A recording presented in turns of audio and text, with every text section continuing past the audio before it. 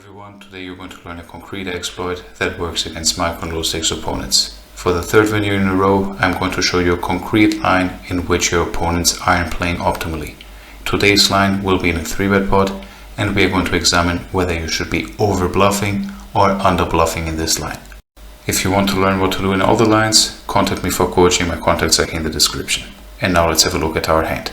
We are on the hijack. On the right we hold 7-6 suited. On the left you see the pre-flop range, and you can see that we could sometimes open or sometimes fold it. Both actions are equally good.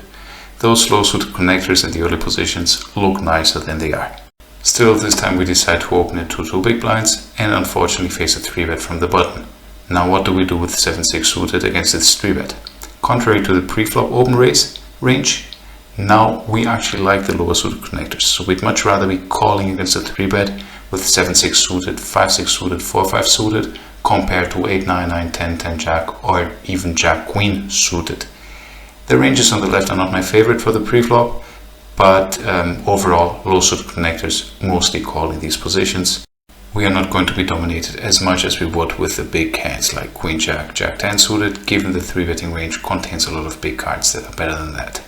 Still, especially if you're new to this game, playing in the lower stakes, out of position with any suited connector, there's not going to be much EV. Don't feel like a call is going to be profitable. It's just going to be basically break even for you.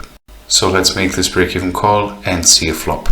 We check to our opponent as king 4-3 rainbow is not a board where we would be donking, and we face the 1/3 c-bet from the button. The button can range c-bet here for 1/3 without any problem. Now what do we do with 7-6 suited without a backdoor flush draw? Do you think you could fold here? Have a look at the range on the left. No, you cannot.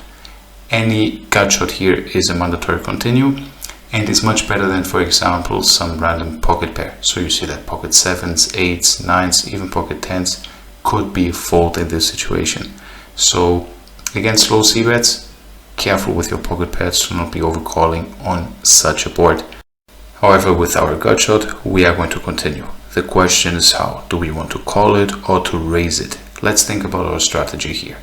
Do we have strong hands? Yes, we have pocket 3s, we have pocket 4s, which again, the low pocket pairs are nice to call in these positions against the 3-bet, out of position compared even to some higher pocket pairs. And we also have ace king here, so we have some very strong hands. Do we need some medium hands that we check raise for protection? So some weak top pair, for example? No, not really. So our strategy is going to be a polarized raising strategy containing some very strong hands and the appropriate amount of weaker hands, which overall leads to a larger raising size, as you can verify here. Now, what are the weaker hands that we check raise with? We don't just check raise any random hands, so of course 10-9, 9-8 suited, even with the backdoor flush draws, are just going to be fold. We need something a little bit nicer, such as the open-ended straight draws or gut shots like our 6-7 or the ace-5. However, the EV of raising these draws is not more than the EV of just calling them, so you can choose between calling or raising them, and the way you determine how frequently you want to raise these draws is by knowing how many strong hands you have. When you have a polarized check raising strategy, you just raise with the top of your strongest hands, so sets or here the top pair, top kicker, and therefore you don't contain a great number of strong hands and therefore cannot overdo it with your draws and always raise. At least in theory. In practice you don't have to randomize every single spot, but be aware of how theory works. Our 7-6 here, we decide to raise this time for 20 blinds, and you see that this is the good strategy together with call. Don't worry about different sizings here, so if there's a small percentage of a smaller size, you don't have to have 2 sizings here. One raising size, either a little bit more polarized or less. Now the turn is a 9 and we have to decide whether we want to continue barreling our 7-6 or check it. What about the 9 turn card? Is it a good card for us to barrel or better to check? The 9 doesn't change much of our logic, because who does the 9 hit? Do we check raise any 9s here? Button has pocket 9s maybe, or he does have pocket 9s, but overall it's neutral in a sense that we are still going to be polarized. So all of our very strong hands are still very strong, our weak hands are still weak, our draws are draws, nothing changed on this 9. So it is a card we have to mind our betting frequency a little bit. It's not as good as our 2, a 5, a 6, 7 would be. Therefore, we are going to check some of the time our pocket pairs, our top pair sometimes, and we need to choose the appropriate amount of draws. We cannot bet all of them.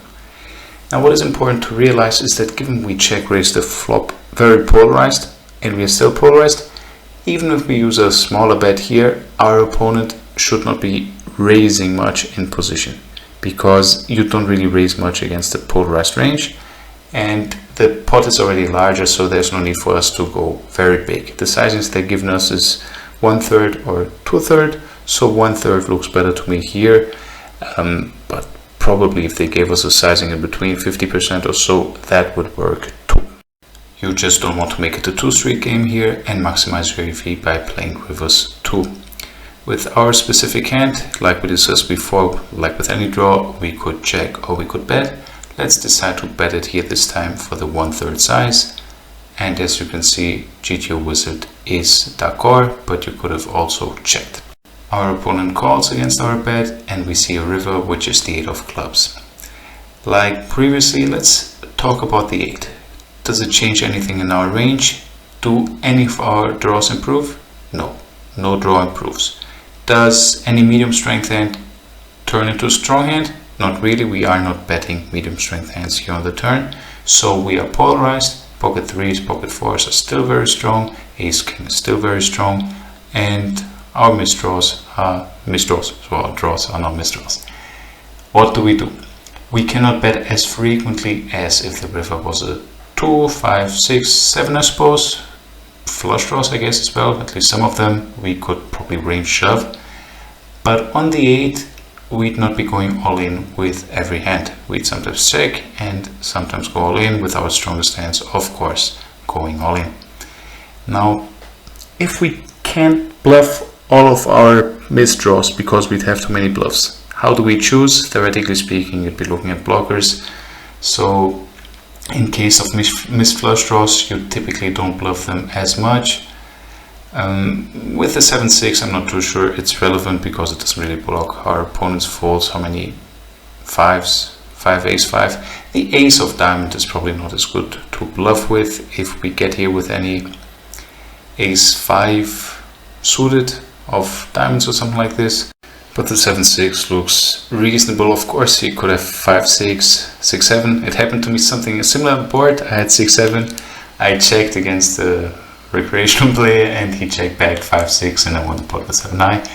But okay, in this case, yeah, probably 6-5 is worse to bluff than 6-7. And possibly you could still bluff with the diamonds here. Overall, just keep in mind the rule in 3-bet pots here after an aggressive action. Typically with your flush draws, you don't want to bluff with them as your opponents could have flush draws which they fold. In this case, we're not blocking strong hands. It's a mandatory mix, I would say, in theory. Roughly 50-50 according to this sim, which I have filtered for the clubs combo only. So 7-6 of clubs has to check 41% and bluff the rest. And this is the ideal scenario for exploitative poker. We have one hand which could lean towards two ways. It could either bluff or check. Now, what do we decide to do with this 7-6 suited? Do we say it's just 7 high, we have to grow up and bluff it? Or would we give up because they're never going to fold and therefore we're always getting called? You neither have to grow up nor feel anything about what your opponent is doing. Instead, you just need to know whether your average opponent or specific player types are going to overfold or overcall in this line. And I'm going to tell you after looking at buttons range, because this will help you understand and will help you avoid some mistakes when trying to conclude by yourself whether they are overcalling or overfolding. Here you see what they're supposed to be calling on the river. Sets, 2-pair, overpair, and even top pair all calling. So all kings basically have to call against our all-in, and then the under pairs such as queens, jacks, tens mostly fold but sometimes call, and the ace 4, ace 3 suited sometimes call, sometimes fold. Now, some of you could just look at top pair and feel like, oh, my opponent possibly folds some of the kings, therefore he is overfolding. There is a second aspect here. Let's filter top pair, under pair, and you will see that they fold 75% of the time and call 25%. So you could again ask yourself whether they're calling more or folding more with these hands. But that's not enough. You see the numbers on the left of the green and blue line. They indicate a percentage. This percentage, 22% under pair, 7.6% low pair, is the percentage of these hands in buttons range. So about 30% of buttons range is low pair or under pair here. Ace high, no mate hand, add another 15%. So does buttons range contain this proportion, or does it look different? If so, is it stronger or is it weaker? To understand, against the larger flop check raise, this is what the button should continue. If we filter just for the under pairs, you see that they should be calling 75 and folding 24. With ace high, they should be calling 18% of the time, close to 80% fold, mainly calling ace queen suited, ace jack suited with the backdoor, and the ace 5 suited gut shot against the larger check raise. What do you think are they doing with these ranges, and do they even have these pre-flop ranges?